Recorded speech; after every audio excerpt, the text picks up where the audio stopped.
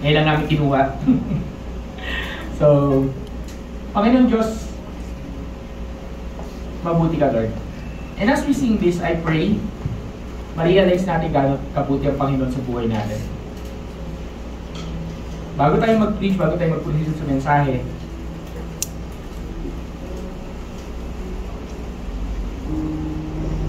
I pray and hope na lahat tayo, isipin mo gano'ng kabuti ang Panginoon sa buhay.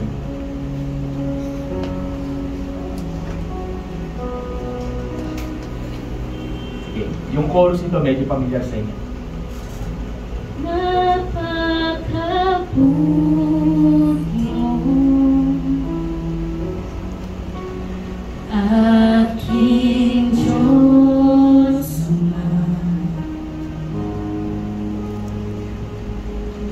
Iyong likha, luluwalhati ka. Napakabuti mo, di ka nagbabago.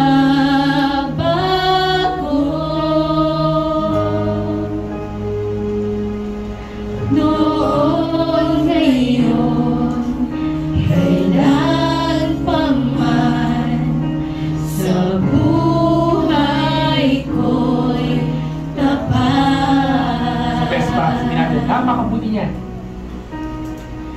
Napakabuti mo, aking Diyos Ama. Iyong likha, luluwalhati ka.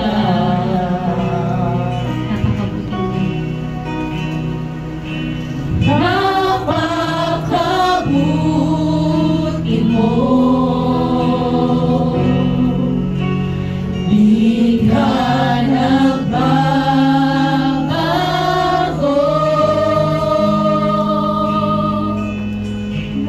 Noon, ngayon, kailan pa man, sa buhay ko'y tapat. Sa best pa, napakabuti. Napakabuti mo, aking Diyos Ama.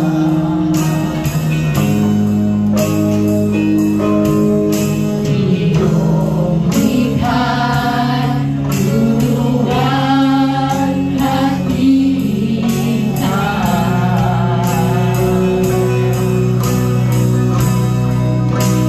Napakabuti mo,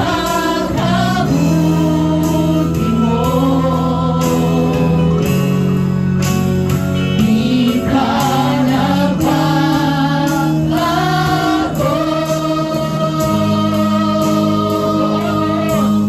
Noon, ngayon, kailan pa man, sa buhay ko'y tapat. Panginoon Diyos, kami ko'y lumalapit sa iyo. Thank you, God, for this moment. At lagi mo tatandaan na ang Panginoon natin ay mabuti magpakailanman. Okay, try natin yung verse para sa Lord. Medyo nalilito lang kami, but let's try this.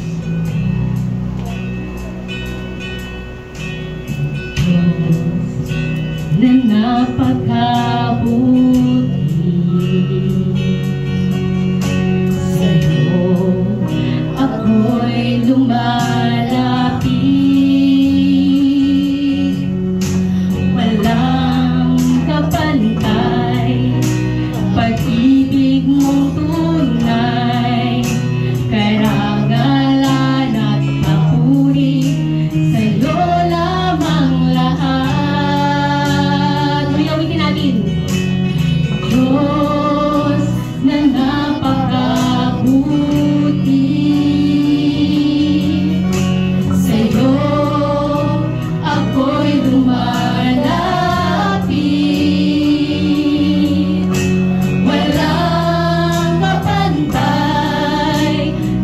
pag-ibig mong tunay, karangalan at papuri, sa'yo lamang lahat. Napakabuti mo, aking Diyos Ama.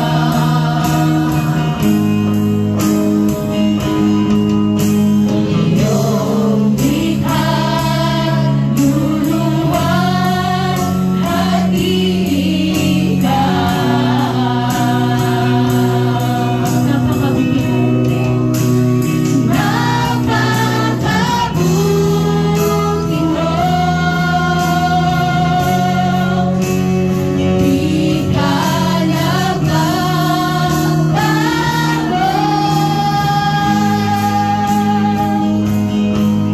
Noon, ngayon, kailan pa man, sa buhay ko'y tapat.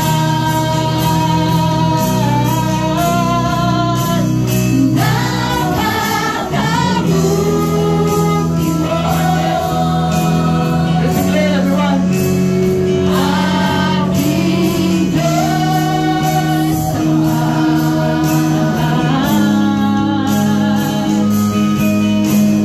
Iyong likha't luluwang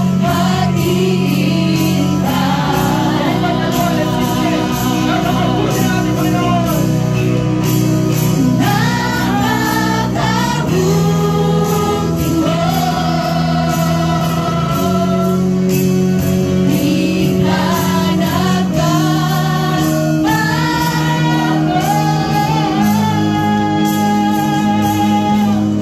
Noon, ngayon, kailan pa man, sa buhay ko'y tapat.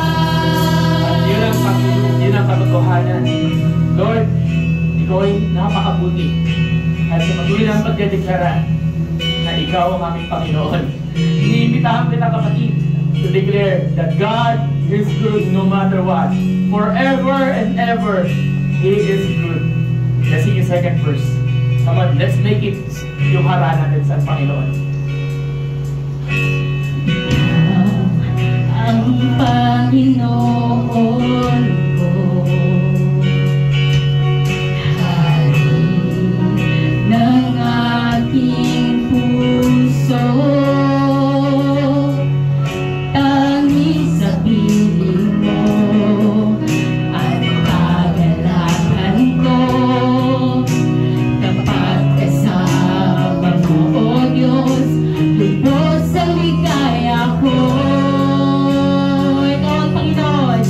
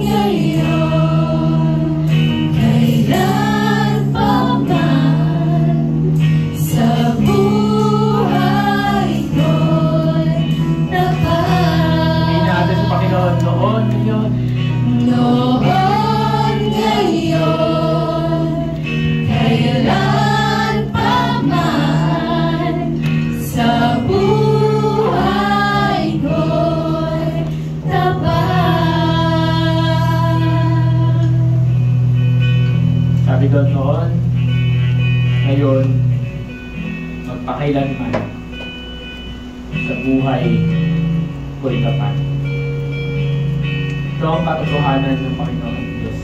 Lord, thank you for this wonderful moment. Right now, God.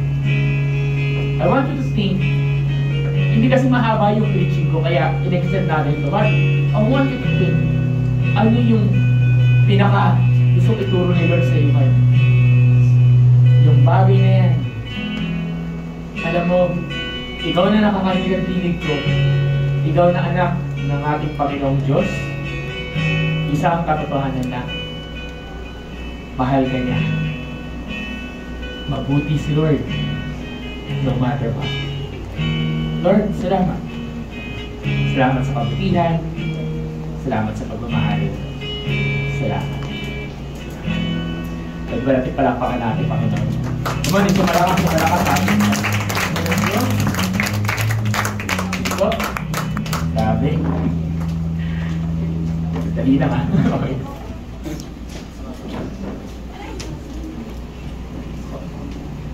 Can I ask everyone to get your Bible right now?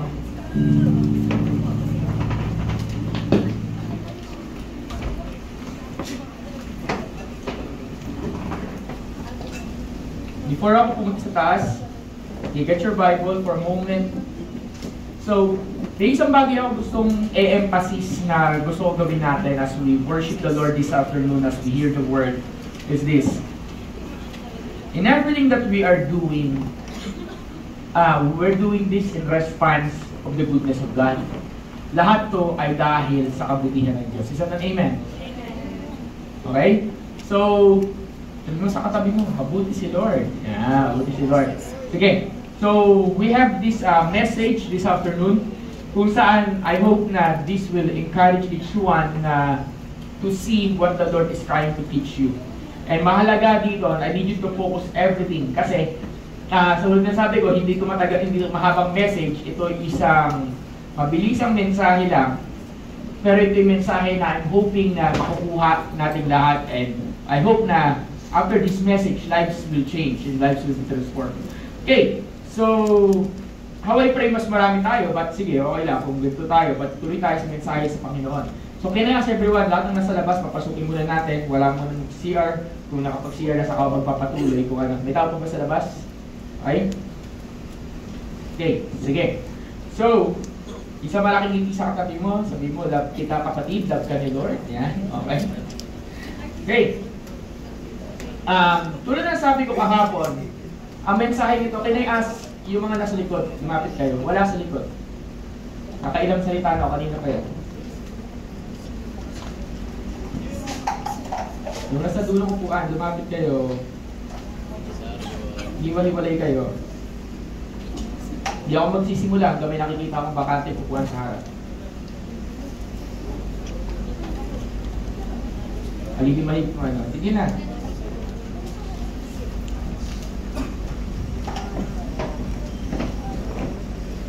Pakipilan mo na yung mga bakanting chair, please lang po. Okay? Salamat. Thank you, sir. Thank you. Gusto ko lang kasi hindi naman tayo ganun kano. So ayoko magwatak-watak. Okay? Ayoko tayo masyado tayo magkakawatak-watak. Okay? Yan, thank you. Sige. So, may gusto kong may katabi kayo, whether katabi mo yung dito side, sabihin mo, kapatid, kamusta ang tibok ng puso mo? Yan. Diba? Tibok, diba? Diba? Ano ang tibok? Sino ang tinitibok niyan? Ano ang tinitibok niyan? Diba? Tumitibok pa ba yan? Diba? Pakinggan mo nga, babae sa babae, lalaki sa lalaki, dibilo lang. Diba? Tumitibok ba yan? Diba?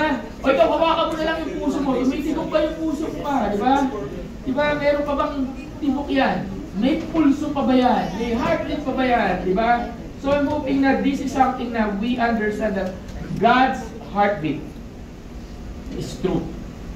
And this is something na alam na natin itong bagay na to.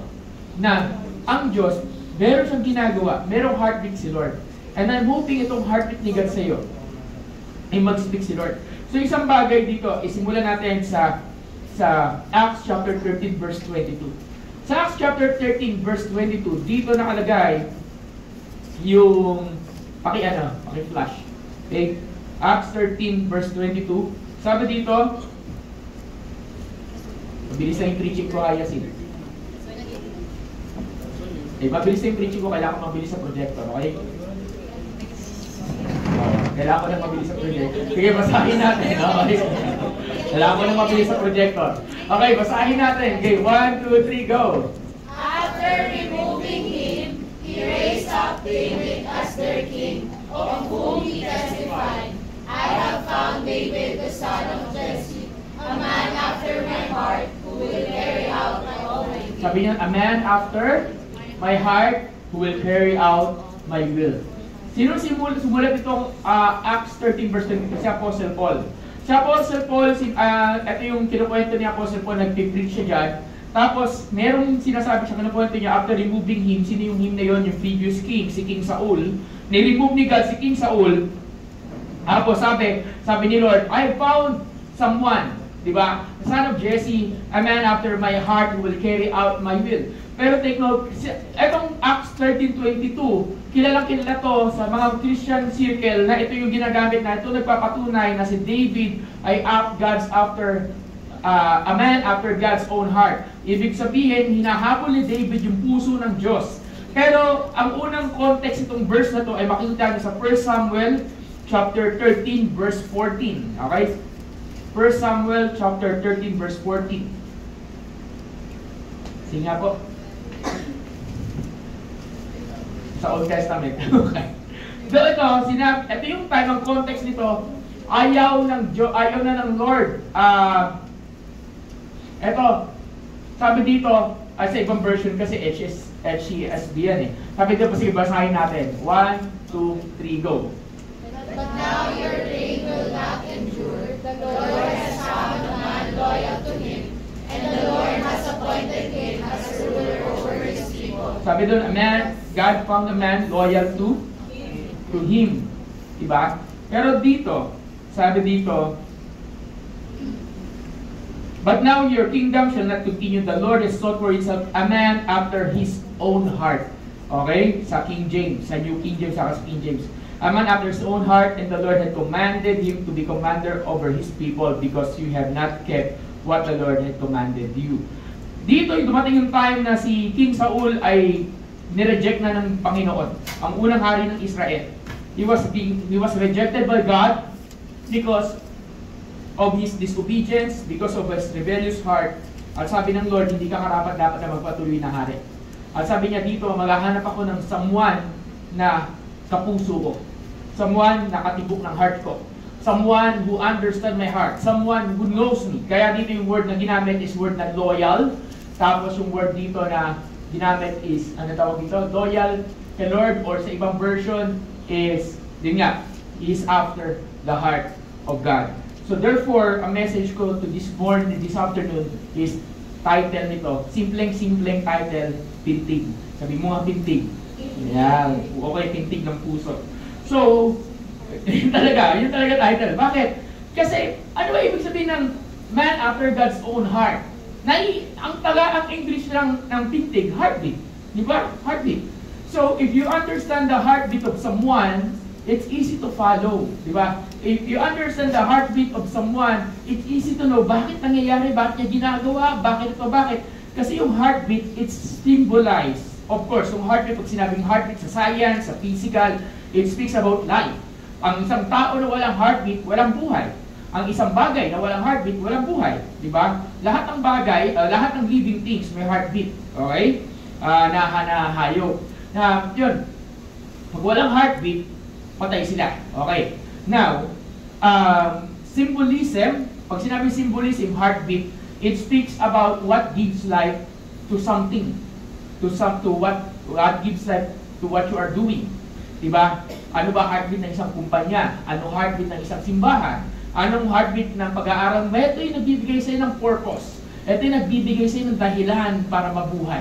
Ito yung nagbibigay sa'yo ng dahilan para kumilos. Ano yung heartbeat na yun?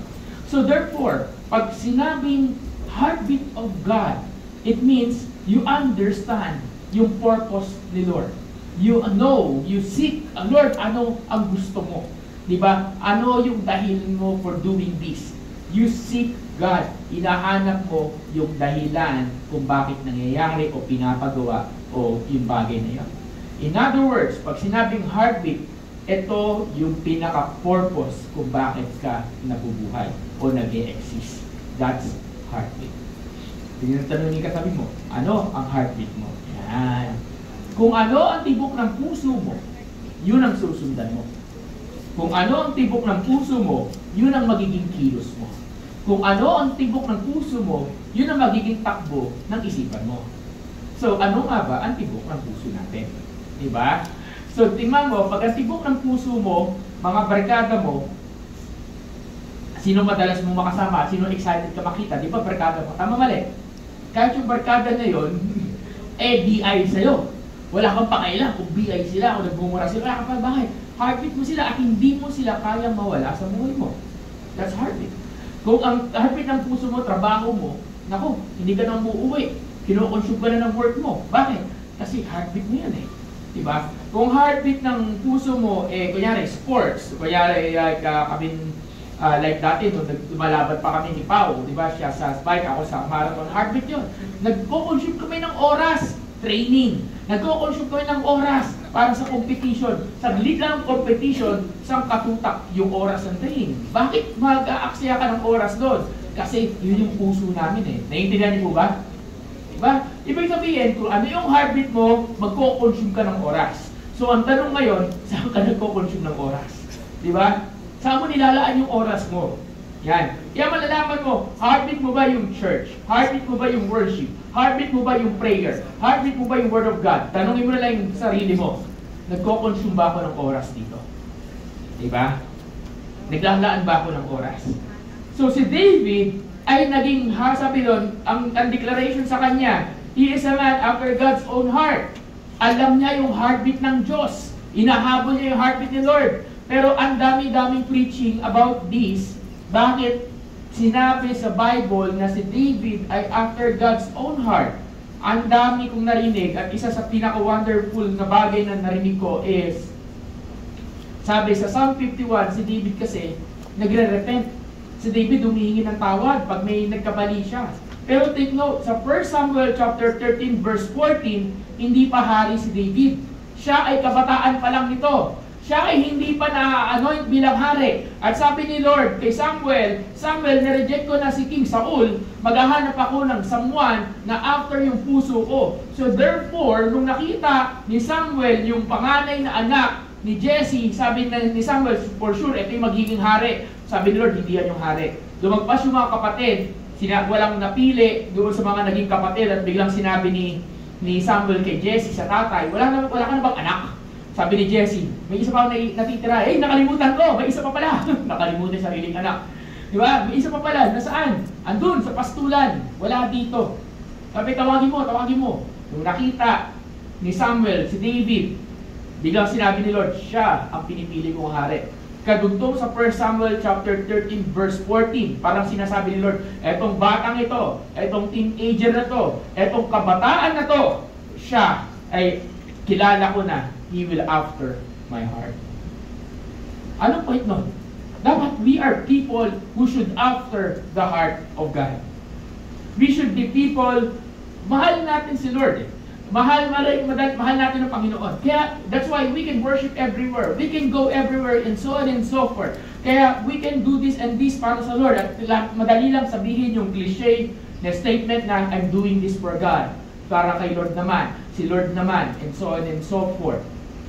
Ginawa rin niya ni King Saul. Sabi niya, nag-worship siya. Sabi niya, wala pa si Samuel, so mag-o-offer na ako ng sacrifice kay God.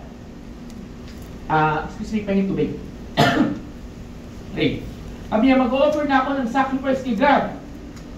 Sa panahon nila, bawal mag-offer ng sacrifice ang hindi priest. Pero dahil natagalan siya kay Samuel, nag-offer na siya ng sacrifice kay God. Sabi niya, parang sa Lord ko naman ginagawa eh. Parang kay God naman. Tapos anong comment sa kanya ni Samuel? Hindi para kay God yan. You have done what is wrong. You have done foolish in pakinggan ng tubig. Okay, you have done what is foolish. Hindi porke sa mindset mo, ginagawa mo para sa Lord o ginagawa natin para kay God, natutuwa si Lord. Okay? Yes lang. Thank you.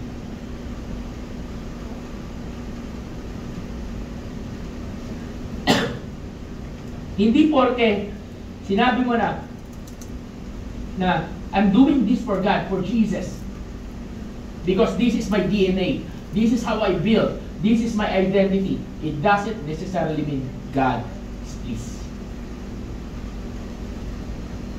Basta nakapag-church, basta nakapag-ganito, basta nakapag-ano, walang basta. Kasi ginawa ni Saul and God is not pleased. Nag-worship ako. Nag-offer kami ng sacrifice. Eto mga to, hindi, sabi ni Lord, patayin mo lahat. Patayin mo lahat ng pagmamayari ng Amalekites. Wala kayo ititira. Tinira nila. At anong reasoning kay Saul? Tinira namin yung pinaka-the-best kasi i-offer namin sacrifice kay God. I-offer namin para sa Diyos yan. Sabi ni Lord, I don't care about your sacrifice. I don't care what you're doing for me. I don't care about your lifting of hands. I don't care tutugtog ka, kumakanta ka. I don't care ating ka ng church. No, what I care, what God cares is yung heart natin. What God cares, and God, what Luke sabi niya kay Samuel, huwag kang tumingin sa physical. Ang tinitingnan ko, not the outward. Ang tinitingnan ko yung heart. So ang after ni God, ang hirap ng English, okay? Ang after ni God, what the Lord's after is your heart. The Lord is after our heart. Sabi mo sa katabi mo, o sa likod mo sa kapatid mo sa Lord. Kamusta puso mo, kapatid? Kaya sabi, this man, David, is after my heart. Bakit? Teenager pa lang siya, hanggang sa maging hari siya ay nagpatuloy sa Panginoon.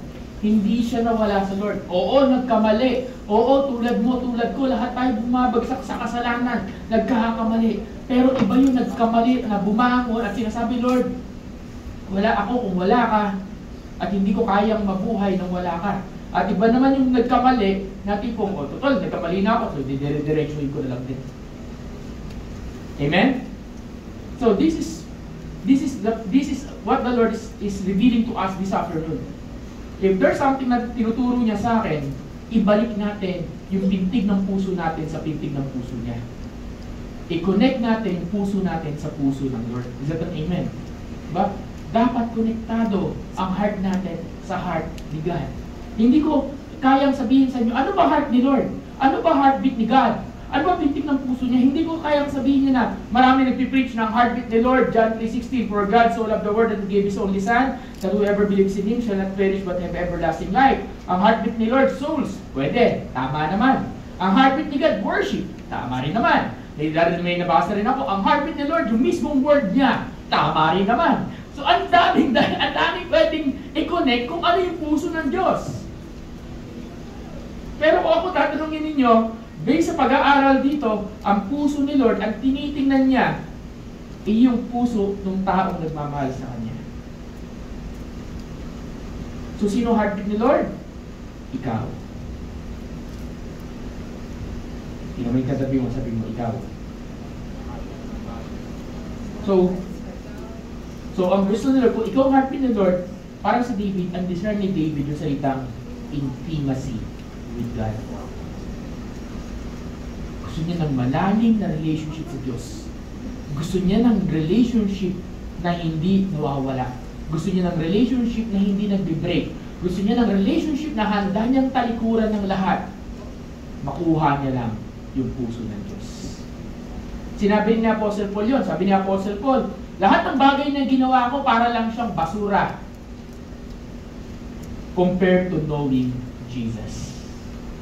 Biruin mo, sabi ni Apostle Paul, lahat ng bagay na meron ako, lahat ng bagay na ginawa ko, ito'y baka walang kwenta kumpara sa knowing Jesus. Handa akong talikuran lahat kung ang kapalit nito, knowing Jesus. Is that an amen? Diba? Tanong ko sa iyo, kapatid, handa mo bang talikuran lahat kung ang kapalit niyan, mas makikilala mo pa si Lord? Wala nag-i-amen ah. Ibig sabihin, hindi mo... Handa mo ba talikuran lahat? Kahit yung pinakamabigat, pinakamasakit, o pinakamasayang bagay sa'yo. Pag binita mo, masasaktan ka. Nabibigay ng kaligayahan sa'yo. Tao, work, ano ba, blessing, whatever. Handa mo ba achievement? Handa mo ba talikuran lahat? Kung ang kapalit nun, you will know Jesus more. So, that is what's so good about David. Handa niyang talikuran ang lahat. Kapalit, basta lang makuha niya yung puso ng Panginoon. So, sabi mo sa katabi mo, sana heartbeat ni Lord yan. Sana heartbeat ni God. Pastor, bakit tinatamad na ako mag-church? Bakit nanlalamig na ako? Kamusta yung tibok ng puso mo sa Lord? Dati on-fire ka. Galing, punta ka ng church! Habang tumatagal, problema, sitwasyon, business ng buhay, kasalanan, barkada, whatever, ang dami pa, umaharap na. Hindi mo napapansin yung heartbeat na tumitibok dati ng matindi para sa Diyos. Dahan-dahan wawala yung tibok. To the point na hindi mo na alam, zombie ka na pala. Ano yung zombie? Ano yung zombie? Hinamay ka tabi mo. Sabi mo, hindi ka zombie. Hindi ka ba yung sa likod mo? Ayun, hindi ka zombie. Di ba? Ano yung zombie? Buhay. Mukhang buhay, pero patay. Sana hindi tayo mukhang patay. Sana patay na patay tayo sa Lord. Di ba? Nailusot ko talaga. Di ba? Nailusot ko talaga, no? Sana patay na patay talaga, God, di ba? Hindi tayo mukhang patay kasi pwede buhay ka, mukhang buhay ka, nag-worship ka, Lord, di ba? Sasayaw, hallelujah. Talaga gano'n, sayaw ka pa, ganito, ganyan. Pero tatanungin kita, kapatid, ikaw na lang mag-isa. Wala nang taong nakatingin sa'yo. Kamusta kayo ng Panginoon? Diba? I'm not here to condemn. I'm here to wake you up and to remind you that you are God's beloved. Mahal ka ng Diyos. Ikaw yung mahal na mahal ng Lord. So si David, sabi dito, busa natin, sa 1 Chronicles 28 verse 4. 2 Chronicles verse 28 verse 4. Tingnan ko lang yung nakalagay dito. Okay? Verse 4. Ano yung nakalagay dyan? O iba kasi version dito. So, 2 Chronicles 20 verse 4. Sige, pakibasa. 2 Chronicles. First Chronicles. Sorry. 1 Chronicles 28 verse 4.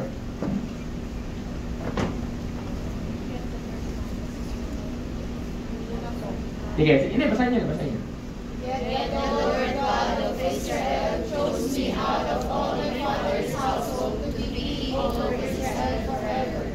For he chose Judah as leader, and from the house of Judah my father's household, and from my brother's sons, he was pleased to make me king over. Sabi ko, he was pleased to make me king. Sabi ni David, he was pleased. Anong ibig sabihin ng pleased?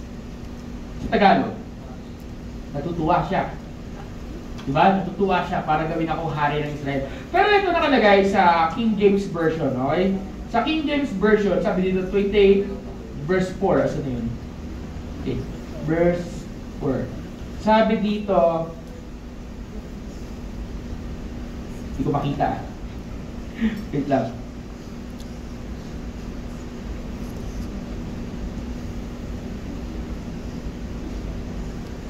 Okay.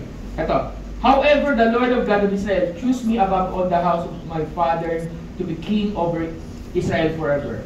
For he has chosen Judah to be the ruler. And of the house of Judah, the house of my father, and among the sons of my father. He was pleased. Pleased din dito. He was pleased with me. Meron bang King James dyan? Meron bang King James version dyan? Wala. Tingnan nyo nga sa King James version kahit sa cellphone. Yung please, ano yung gamit dun sa please? Meron ba KJV dyan? KJV. Sorry. KJV. Ayan, yan. Sige, pakibasa. Okay, ulit. 1, 2, 3, go. Howbeit the Lord God of Israel chose me before all the house of my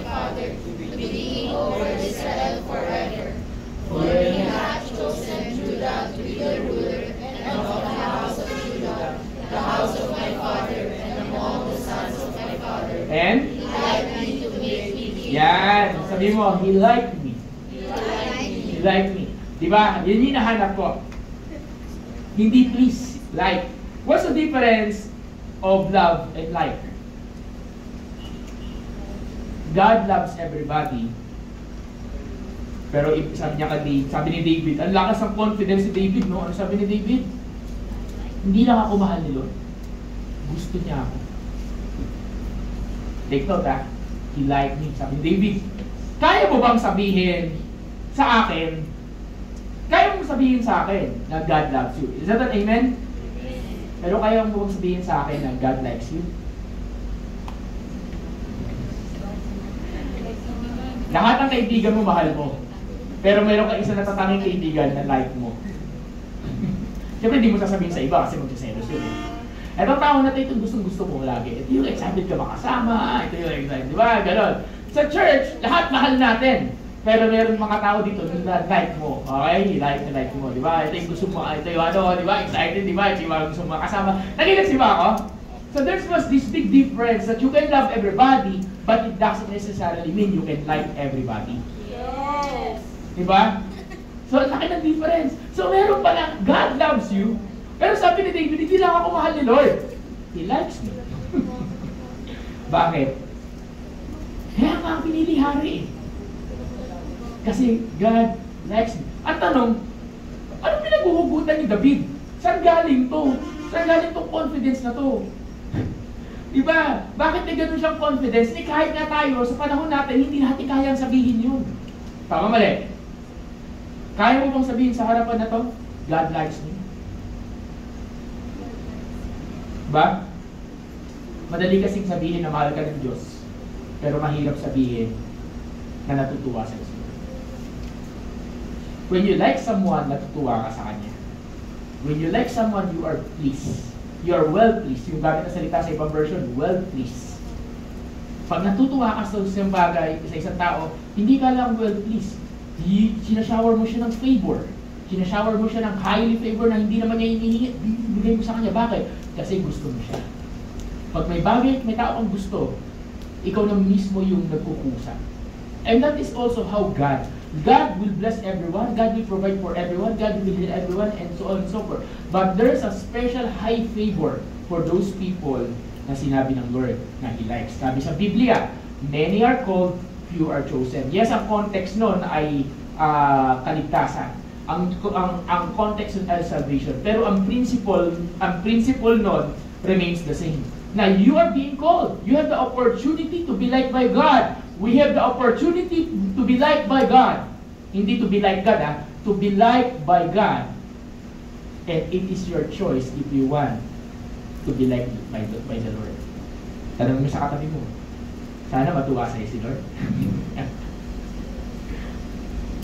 Ang purpose ni David, pasayahin ang Panginoon. Ang purpose ni David, I want to do what will make God smile. Isang context, isang story sa Bible, kung saan ang heart niya dalhin yung tinatawag na Ark of Covenant, pabalik ng Israel. Okay, bigyan na ng 5 minutes. Bigyan ng pabalik ng Ark of Covenant, pabalik ng Israel. Yung Ark of Covenant, ito yung, sa Old Testament, ito yung parang malaking box. Tapos dito, nananahan yung presence ni God. Ito yung simbolo ng presensya ng Panginoon. Ito yung simbolo ng kasama ng Israel ang Panginoong Diyos. Ngayon, ang nangyari, merong istorya kung saan una nilang sinubukan ibalik yung Ark of Covenant sa Jerusalem, pumalpak. Okay? Hindi sila nagtagumpay. Okay, basahin niyo lang sa Bible. Hindi sila nagtagumpay, meron silang maling ginawa. Sinubukan ulit nila after certain period of months. Sinubukan ulit nila ibalik yung Ark of Covenant sa Israel. Okay? Mainit ba? Sobrang init pa pa. Yan, kunin nyo na electric pan doon. Okay. Okay. Sinubukan nilang ibalik yung Ark of Covenant, and what David did during that time is, hindi lang siya nagmarcha. Ang ginawa niya, naglagay siya ng maraming praise and worship team sa harap, tapos every time maglalakad siya, every few steps, what he's going to do is he's going to make sacrifices, paulit-ulit na sacrifices. At hindi lang basta sacrifices, sumasayaw siya. Sumasayaw siya sa Lord. Si David, nag-strip down. Sa madaling salita, ano lang ang niya, ang suot niya during that time, tinatawag na undergarments. Sa panahon natin, undergarments, anong tawag doon? Underwear. Hari ka. Imagine mo yung hari, naghabag. Nakahabag yung hari, di ba? Habag tuloy, bahag. sorry. Nakabahag, okay, sorry. Okay, sorry. Nakabahag, okay. Yung hari na nakabahag. Diba, imagine mo, parang president ka, CEO, bigla ka nakabahag, tapos bigla ka sumasayaw. Imagine, may tambourine, sumasayaw ka. Si David, walang pake. Si David, basta mag-worship ako, sasayaw ako para sa Lord. Yung asawa niya, si Michal, which is anak ni King Saul, nakitang sumasayaw si David, at sabi niya, hindi ka na nahiya. Hindi ka na nahiya, hari ka pa man din. Sumasayaw ka sa harapan ng yung mga alipin, sumasayaw ka sa harapan ng yung mga tao, hindi ka na nahiya. Ano sabi ni David? Wala akong pakailam sa sasabihin nila. Handa akong, I will be even more undignified than this. Sa Tagalog, handa akong maging kayahiya pa para sa aking Panginoon. Iguruin mo. Sabi, wala akong pake sa'yo. Wala akong pake sa kanya. Alam niyo nangyari kay Michal? Na parang nirebuke si David, never nagkaanak. Subukan mo. Ba't mo ginagawa yan? Ate, kuya. Si Lord, magpapatunay na karapat-dapat yung ginagawa mo para sa kanya. Sabi ni David, kaya yun ang sinasabi, pag ikaw ay isang tao na after yung heart ni God, kusang lalabas yan sa'yo. Kusang maglalabas yan sa'yo, kahit na hindi mo gustuhin, kahit na pigilan mo ang sarili mo, lalabas at lalabas yan. So I hope may natututunan tayo kasi itong moment na to, gusto ko lang magising. Gusto ko lang sabihin sa inyo na, si Lord, may gustong gawin sa buhay mo. Ang tanong, handa ka bang sumunod sa Panginoon? Amen? So, yung mo yung katabi mo. Sabi mo, kamusta heartbeat mo kapatid? Heartbeat, di ba? Heartbeat. Sige, can I ask you, hawakan mo yung puso mo, tapos, tingnan mo, tumitibok ka ba? Pasin mo, sabi mo, Jesus, diba? Tumitibok ka ba? Tumitibok ka ba? Whenever God is doing something, always remember this. He is a God who loves you. And He is a God na ang gusto niya yung heartbeat mo. He is a God na wala siyang ibang dinidesire kundi magkaroon ka ng relationship sa Kanya. He is a God na wala siyang ibang dinidesire kundi yung puso na yan. Okay. Kung ikaw ay magiging person na, Pastor, paano ba i-after yung heart ni Lord? Paano ba ako magiging a man or a woman after God's own heart? Paano ko ba pwedeng gawin yun? Number one, sinabi ko na kanina, liked by God. Na dumating yung time na hindi mo lang ma-realize o i-recognize na mahalin ka ni Lord, kundi i-discern mo rin na magustuhan ka ni God.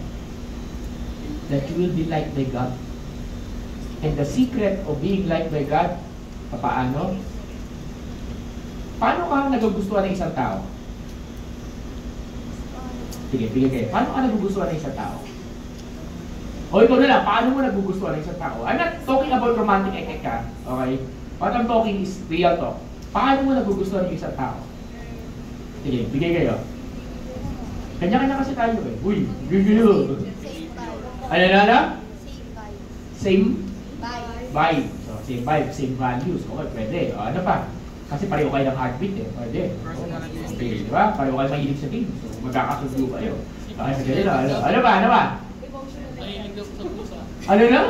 Behavior. Yun na. Values. So, ano pa? Spend time. Okay?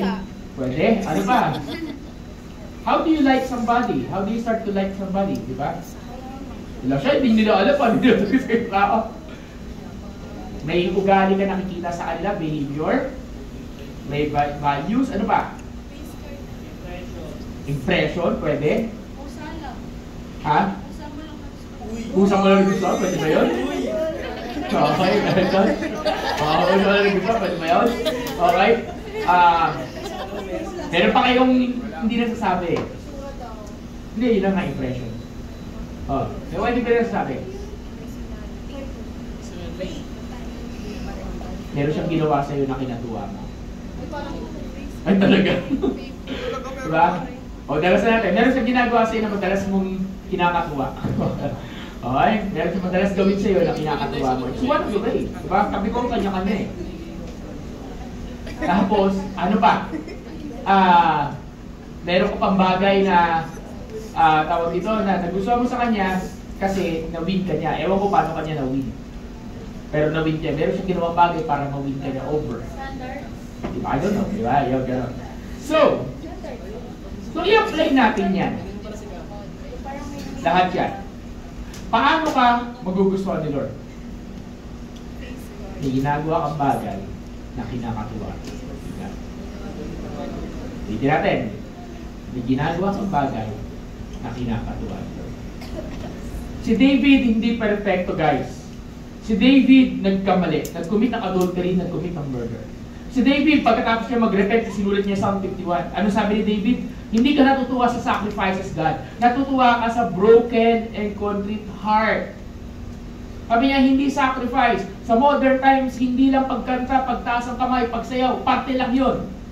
Pero mas natutuwa ang Diyos kung yung pagtaas ng kamay, pagkanta, pagsayaw natin, pagpunta sa simbahan, ay sinasabayan ng tibok ng puso mo na broken at contrite. Anong ibig sabihin nun?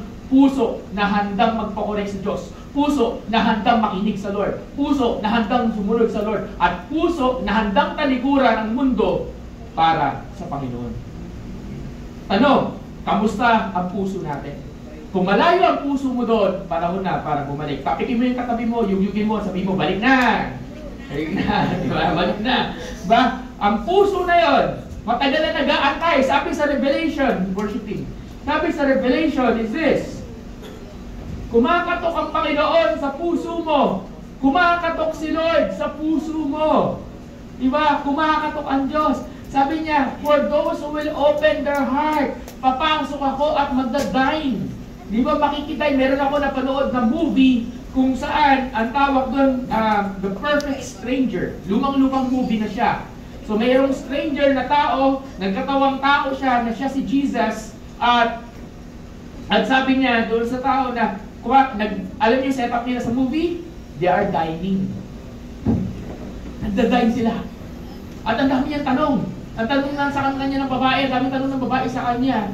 At yung ilan sa mga tanong ng babae, parang at the end of the day, na-realize ng babae na yung kausap niya, ang Panginoon. Diba? And guess what? That's how God moves. He is knocking. Listen everyone, look at me. He is knocking on your heart. He is knocking in everyone's heart now. Can I ask to close the lights?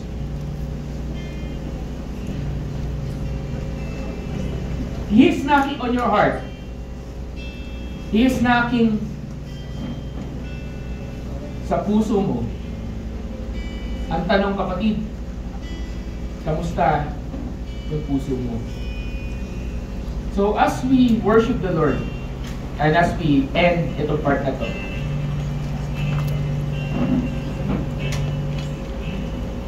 I want you to know this real talk.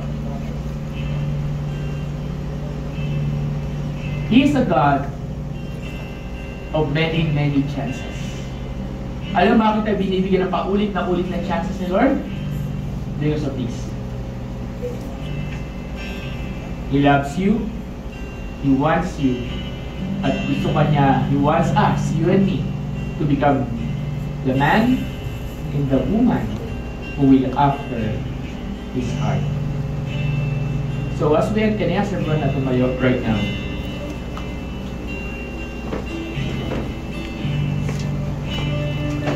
And sana itong mensahe na to would be a message na hindi lang sa loob ng walls na to, kundi itong mensahe na to would be a message na babaunin mo sa ka magpupunta sa paglabas mo mamaya. Na ang puso natin, ang pipig ng puso natin ay ang Panginoon. So we're going to sing a song right now. And maaaring first time nila maririnig to, o yung iba sa'yo nun, familiar na to. But right now, let's just worship God. Kaya ko si Ella. Sige, pwede kayo na sa kapila.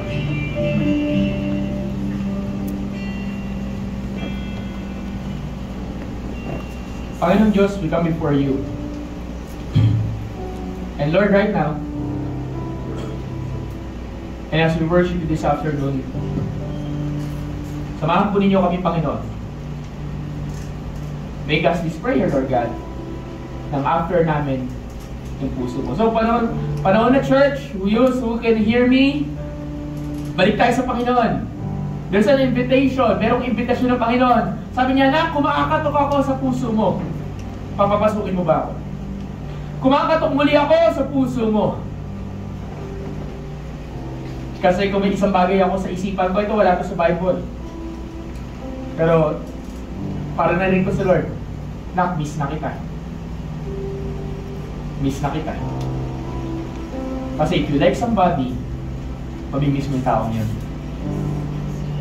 Let's sing this song. Parang alon sa dagat, ika'y dumating. Parang alon sa dagat, kami yung dalhin. Magpapatiyanan, kami ay ihatid. Ikaw lang ang may alam itong landasin. Let's pasabay-sabay tayo, parang alon sa dagat. Parang alon sa dagat, ika'y dumating. Parang alon sa dagat, kami yung dalhin. Magpapatiyanon, kami ay ihatid. Ikaw lang ang may alam nitong landasin. Dagat, parang alon sa dagat. Parang alon sa dagat, ika'y dumating. Parang alon sa dagat, kami yung dalhin. Magpapatiyanon, kami ay ihatid. Ikaw lang ang may alam nitong landasin. Kaya po, sabi ang kain. Kami akayin at iyong dalhin hanggang marating ng lalim ng tinig ng iyong puso na nagsasabi, ika'y manatili sa aking piling at iyong dinggin. Ako'y mahalin at laging sundin.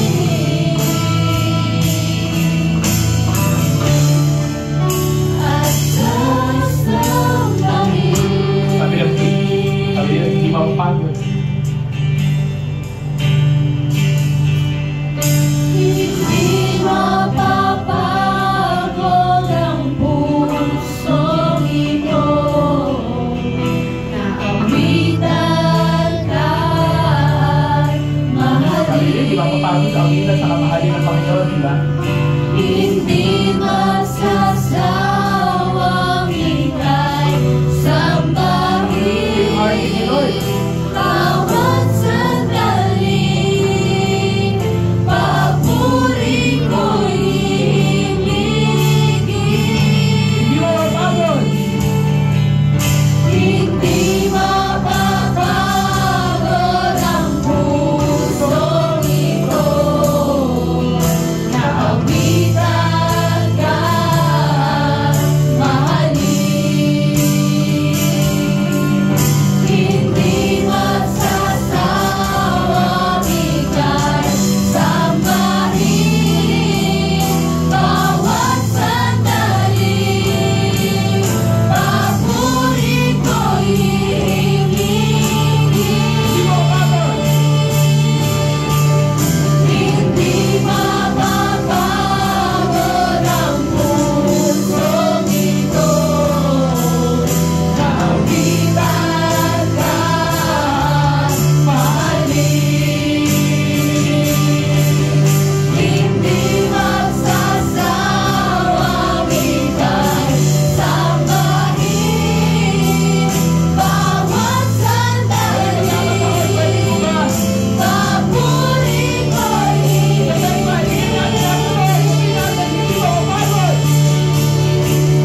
hindi mapapagod ang pusong ito. Naawitan ka, mahalin. Hindi magsasawang ika'y sambahin. Bawat sandali, papuri ko'y ibigin.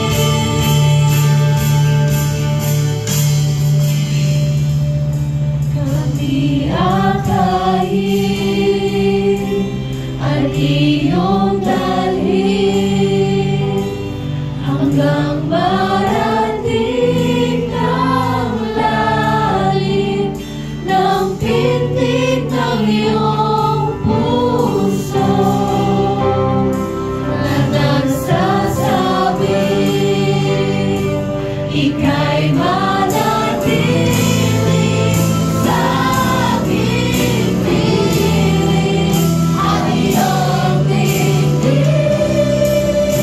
Ako'y mahalin at laging sundin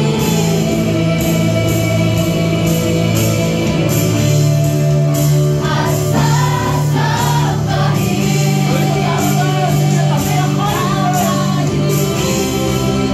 ang iyong dalhin hanggang marating ng lalim ng pintig ng iyong puso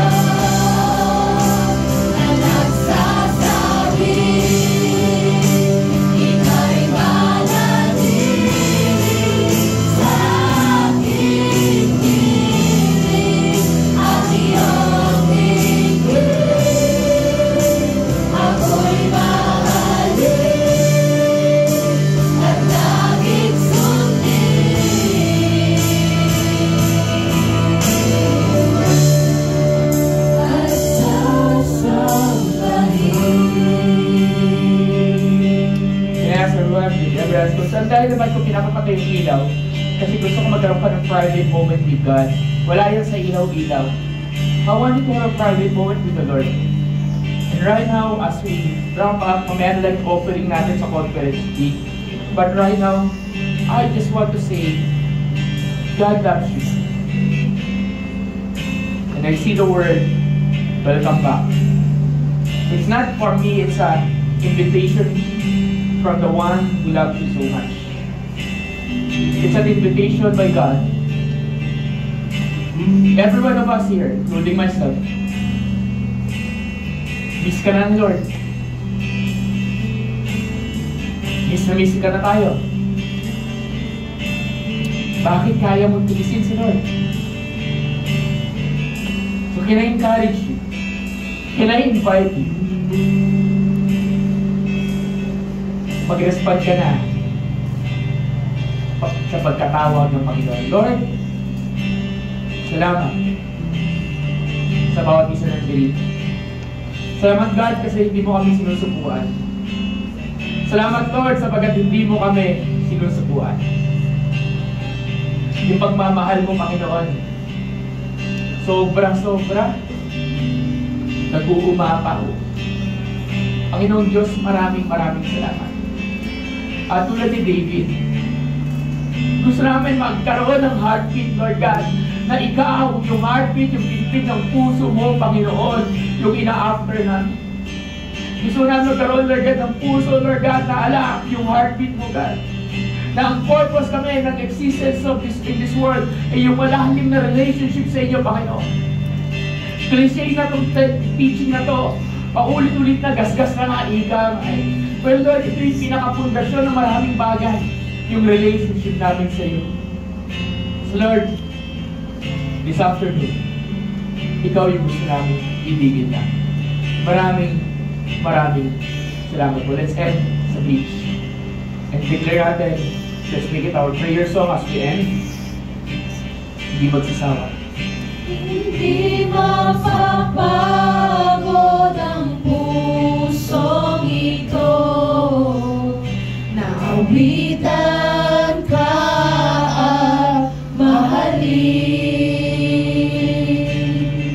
Hindi masasawang ika'y sambahin, bawat sandali. Bawat sandali.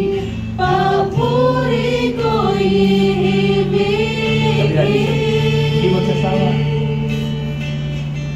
Hindi masasabot ang puso. Hindi rin ako mapagod ang puso natin, di ba? Naawitan ka at mahalin. Hindi magsasawa. Hindi magsasawang ika'y sambahin, bawat sandali. Sabi ko, bawat sandali. Papuri ko'y himigin. Tulad ng kantang yun, as we end, can I ask you to give Him thanks on your own words? Bawat sandali, papuri ko ay hihigin. Just give Him thanks. As I ask someone to open the lights, just give Him thanks. Just give Him all the praise. Just give Him all the adoration. Right now, just Lord, salamat. Salamat sa pagmamahal. Salamat sa pag-ibig.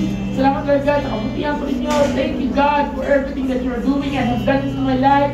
Salamat, Lord, sa forgiveness. Salamat, God, sa buhay na to. Thank you, Lord, for everything. Thank you, God. Salamat, Lord God, sa privilege na inyo pinagkaloob. And Lord, right now, we just want to say thank you. We bless you, we love you. In Jesus' name, amen. Amen. If you have someone with you, yakapin mo yung katabi mo, lalaki sa lalaki, babae sa babae, kamayan natin ang bawat isa.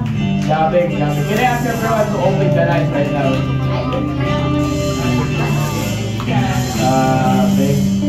Just embrace one another. Grabe si Lord. Can't we go around, just love one another, just embrace one another. Again. Grabe. Oh, Jesus. Thank you, Lord. Can I ask everyone to mabilisan lang tayo? Can I ask the offering box? Mabilisan tayo, mabilisan. Okay, tapos picture taking na. Offering box. Sige, yan lang sa may chief. Ay, lang siguro yung kuha na yan. Sige, we have an offering. Sige, wala mo nang lalabas. Okay guys, can I ask God, sige, mag-pray tayo.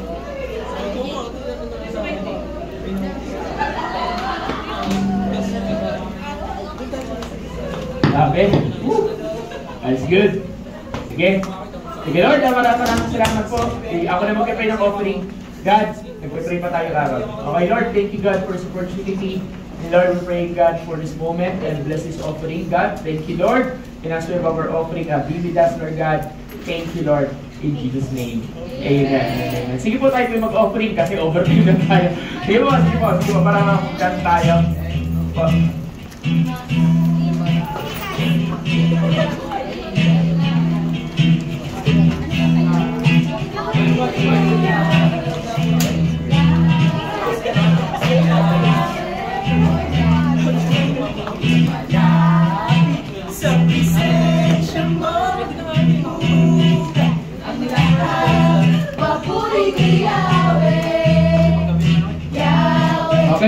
meron pa ba? Dala, sige, tayo lahat, everyone. Sige, diyan ka lang. Okay. Sige, so as we have our blessings sa Lord, so sabi mo sa kasabi mo, 2 weeks na lang. Yan, sabi mo, 2 weeks na lang. 2 weeks na lang. Come na tayo. So next week will be first Sunday natin. Do not miss ang first Sunday natin. And Sunday, very important kasi Sunday before mag-come, I pray, invite tayo, magbila tayo ng mga tao dito sa Lord at naniniwala kami gagawin dakilang Panginoon. Sige, let's lift our hands. Lord, maraming salamat po Panginoon sa ginawa po ninyo sa hapon na to.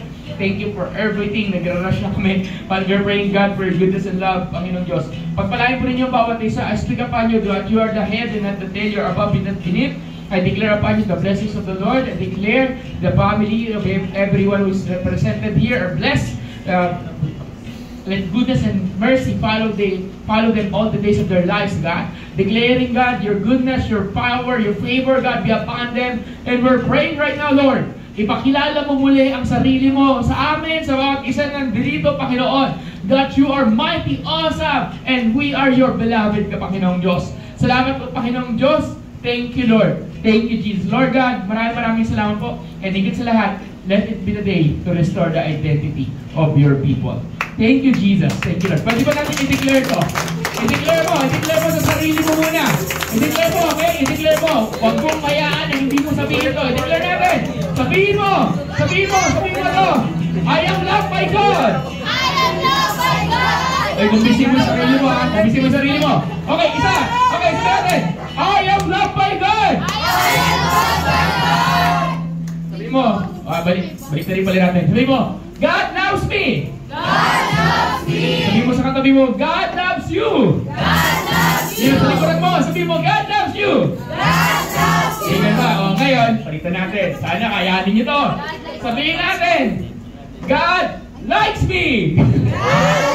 O, yung katabi mo, let's go around. Tapos sabihin natin ng maraming tao kung gano'ng karami sabi, God likes you, God likes you. Come on everyone, let's declare that. Come on, let's go around. 1, 2, 3, ikot tayo. Umikot tayo. Mag-awal kayo sa buwan. Yan, okay. Sige, Panginoong Diyos, sinisil namin yung mga words na yun. Sinisil namin, Lord, yung likes, sinisil namin yung love, and today, nire-restore namin, Lord God, yung identity na yun, who we are, God. Maraming salamat po, Panginoong Diyos. Thank you, Lord, for everything. Manguna ka, maghari ka. Salamat po, Panginoong Diyos. Uuwi kami ng punong-puno ng pagpapalay puso po namin. Thank you, Lord. We bless you. We love you. In Jesus' name. Everyone says, Amen.